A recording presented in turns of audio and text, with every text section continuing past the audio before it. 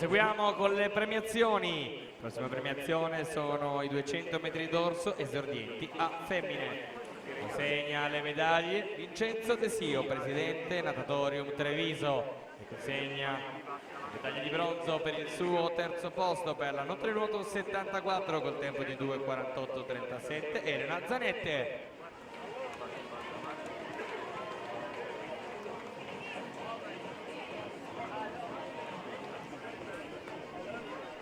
Secondo posto medaglia d'argento per la notte di nuoto 74 col tempo di 2:42:36 Angelica Bottega.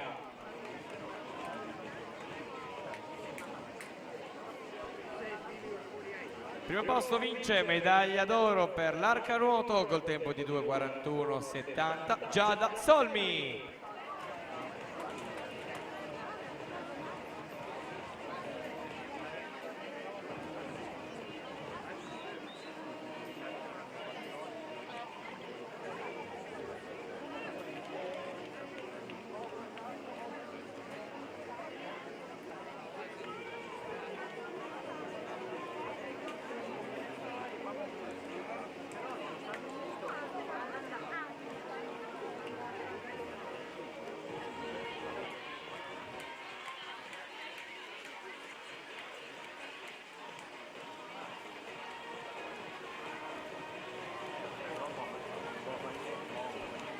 Per l'ottava serie, i blocchi di partenza, in corsia 1 Tiara Maria Gianotti, nuoto club Brebbia, alla 2 Valentina Ferrari, amatori nuoto, corsia 3 Maria Andriola, Antares nuoto, corsia 4 Giorgia Furnaletto, Natatorium Treviso, corsia 5 Giorgia Basili, Delfini a Team Piceno, alla 6 Gaia Di Giacinti, Delfini a Team Piceno, corsia 7 Carlotta Morandini, Zeus Lab Montebelluna.